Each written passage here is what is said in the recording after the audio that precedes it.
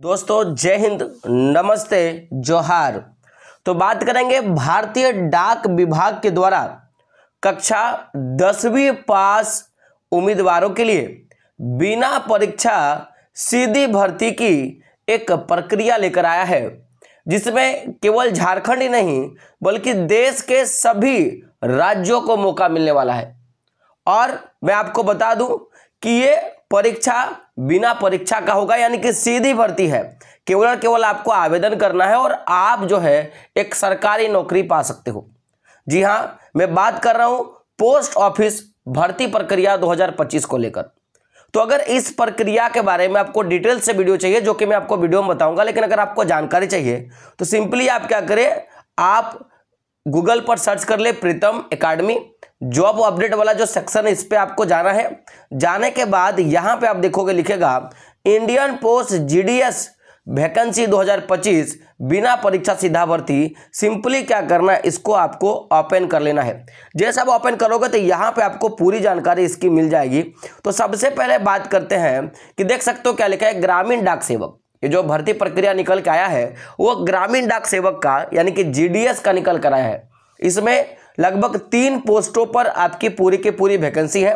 Total vacancy की बात किया जाए तो 21,100 कितना है आपका 21,413 पदों पर भर्ती निकल कर आया है, जिसके लिए आप जो है अपना ऑनलाइन आवेदन कर सकते हो। बात करेंगे इंपॉर्टेंट चीज़ों को लेकर, तो सबसे पहले समझते हैं कि भाई इंडियन पोस्ट जीडीएस वैकेंसी की एलिजिबिलिटी क्राइटेरिया क्या है, यानी कि कौन सारे ऐसे उम्मीदवार हैं जो इसके लिए आवेदन कर सकते हैं। तो क्या कहा है कि उम्मीदवार को किसी भी मान्यता प्राप्त माध्यमिक बोर्ड से है ना कक्षा 10वीं की परीक्षा में उत्तीर्ण होना होगा, यानी कि आपको क्लास 10th का जो परीक्षा है उसमें आपको पास होना होगा।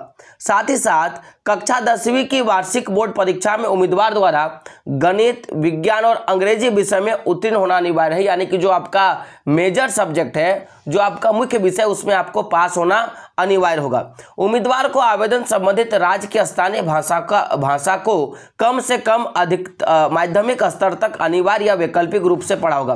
अब आप जिस भी राज्य से अपना आवेदन कर रहे हो वहाँ की जो स्थानीय भाषा है उस भाषा के बारे में आपको ज्ञान होना चाहिए, या उसके बारे में आपने जो है माध्यमिक स्तर पर पढ़ाई करी हो। साथ ही साथ आपको थोड़ा बहुत कंप्यूटर का ज्ञान होना चाहिए और आपको साइकिल चलाना अनिवार्य है। और साथ ही साथ ऐसा नहीं है कि आपके पास कुछ भी नहीं है, आपके पास जीवित रहने के जो पर्याप्त साधन है वो आपके पास उपलब्ध हैं, तभी जाके आप इसके लिए आवेदन कर सकते हो।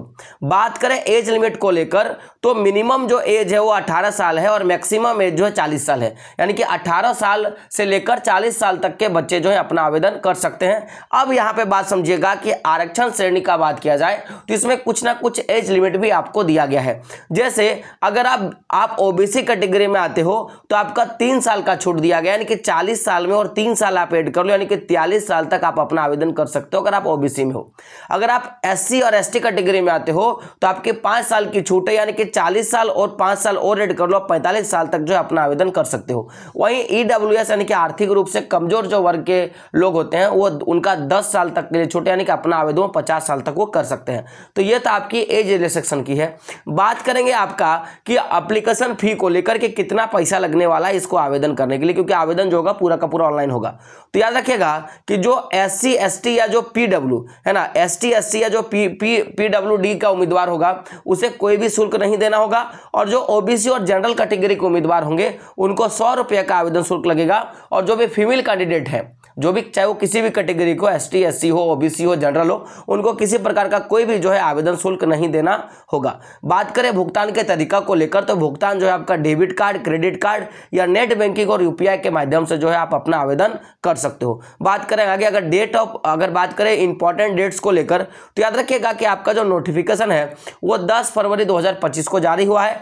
आवेदन की बात किया जाए तो 10 फरवरी से आपका आवेदन शुरू है और अंतिम डेट जो है आवेदन का वो 3 3 से लेके आपका 3 मार्च में जो है 3 मार्च 2025 तक जो है आपका लास्ट डेट रखा गया है।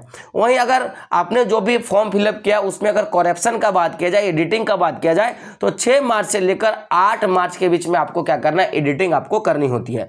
अब बात कर लेते हैं कि भाई आखिर कितने टोटल वैकेंसी है जो कैटेगरी वाइज है। तो समझते हैं कि जो आपका यूआर का जनरल कैटेगरी के देख सकते हो कितने पोस्ट है आपके, तो 9735 पोस्ट है। ओबीसी के 4164 पोस्ट है। एससी कैटेगरी का 2864 पोस्ट है और एसटी कैटेगरी में आप देख सकते हो 2086 पोस्ट है। और इस तरह करके आप देखोगे तो आपका ईडब्ल्यूएस का हो गया 1952 पोस्ट और पीडब्ल्यूएबीसीडी कोटा को मिलाकर और पीडब्ल्यूडी कोटा को मिलाकर टोटल मिलाकर आपका कितने पोस्ट आते हैं, तो 21,413 पोस्ट आपको देखने के लिए मिलेगा, जो कि आप यहाँ पे देख सकते हो।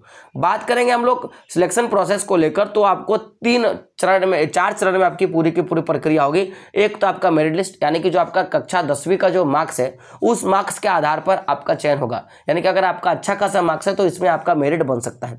अब कभी कभी ये देखा गया है कि 2 उम्मीदवार का जब अंक समान हो जाता है तो उस समय टाई ब्रेकर रूल लगता है। अब ये टाई ब्रेकर रूल क्या होता है कि यदि किसी 2 उम्मीदवार के अंक समान हो तो उनका चयन आयु, श्रेणी और अन्य मापदंडों के आधार पर किया जाएगा और आपका चयन होगा।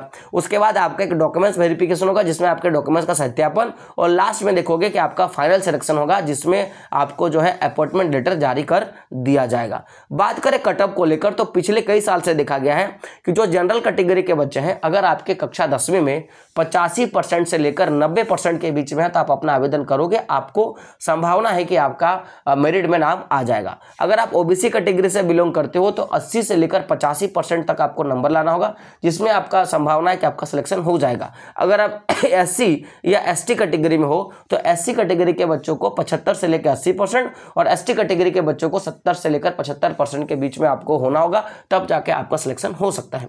अब बात किया जाए सैलरी बेस पे, तो टोटल 3 ब्रांच पे आपका जो है पूरा का पूरा भर्ती है। एक तो आपका बीपीएम है, ब्रांच पोस्ट मैनेजर का, एक आपका है एबीपीएम यानी कि असिस्टेंट ब्रांच पोस्ट मैनेजर का, और एक आपका डीएस का जिसको बोलता है डाक सेवक का। तो अगर बीपीएम का अगर बात किया जाए तो इसका जो मिनिमम सैलरी है वो 12,000 है और मैक्सिमम सैलरी जो है आपका 29,380 है। वहीं जो असिस्टेंट ब्रांच पोस्ट मैनेजर का जो पद है उसके लिए जो आपका मिनिमम सैलरी है वो 10,000 है और मैक्सिमम सैलरी जो है वो 24,470 रुपया आपका है।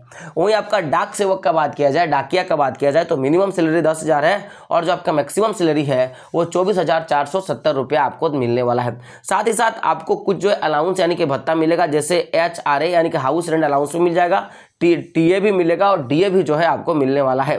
बात की जाए डॉक्यूमेंट्स को लेकर क्या क्या डॉक्यूमेंट्स लगने वाला है, तो सबसे पहले आपको क्लास 10th का मार्कशीट लग जाएगा, आपका कास्ट सर्टिफिकेट लगेगा जो अगर आपके पास है तो आधार कार्ड लगेगा, आपको लोकल रेसिडेंट सर्टिफिकेट लगेगा, पासपोर्ट साइज का फोटो लगेगा और आपका एक वैलिड मोबाइल नंबर और वैलिड ईमेल आईडी जो है आपको लगने वाला है। रही बात कि भाई ये जो आप स्थानीय निवासी प्रमाण पत्र का बात किया जाए तो वो क्या शर्त है आप यहाँ पे देख सकते हो और पोस्ट पे भी जाके आप आसानी से देख सकते हो। बात किया जाए कि आप कैसे आवेदन करोगे, तो आवेदन का पूरा प्रक्रिया यहाँ पे लिखा गया है। नीचे कुछ इंपॉर्टेंट लिंक दिए गए जहां से आप अपना आवेदन कर सकते हो और यहाँ पे देख सकते हो डाउनलोड नोटिफिकेशन वाले ऑप्शन पे क्लिक करके आप डाउनलोड कर सकते हो।